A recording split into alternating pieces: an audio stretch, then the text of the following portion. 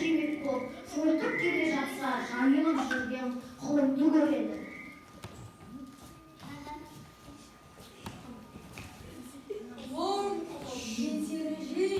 Дейді қасқыр. Мені қайтып жейсің, сенің сынып қой.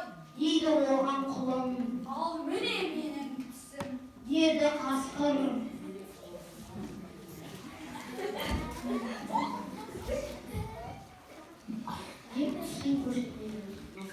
Сол кезде құлын қасқырдың аузына бар пәрменімен теуіп жібереді. Қасқыр иісі ауыр құлап түседі. Біраз жатып әлем дегенде есін жияды.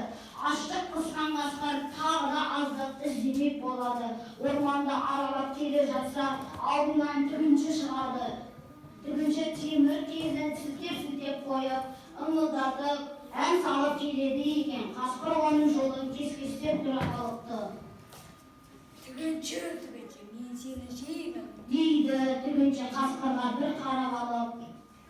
Қасқыр, қайтейін, жесең жеме, бірақ мен сені ішіңе сияма, келші өлшеп көрейін. Дейді. Жүрайын. Дейді қасқыр. Ай.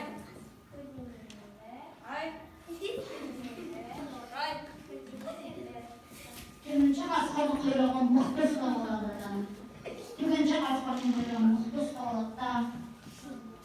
Тігіншінің соққысы жанына батқан қасқыр жұлқынып құйрығының жартысын қалдырған әлем дегенде құтылып шығады.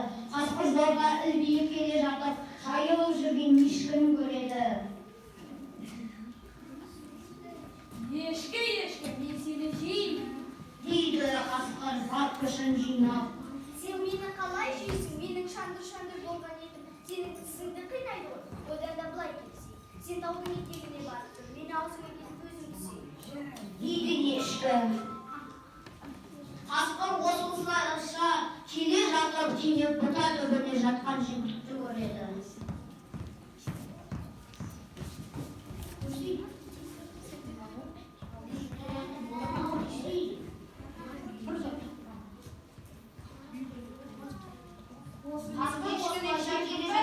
Жемедің ба? Менің болмаса екі бүйірім шықтыру керек еді-ау. Қасқыр осылайша келе жатып кенет тұба бүтінен жатқан жігітті көреді. О, бір тоятын болдым-ау деп ұмтылады.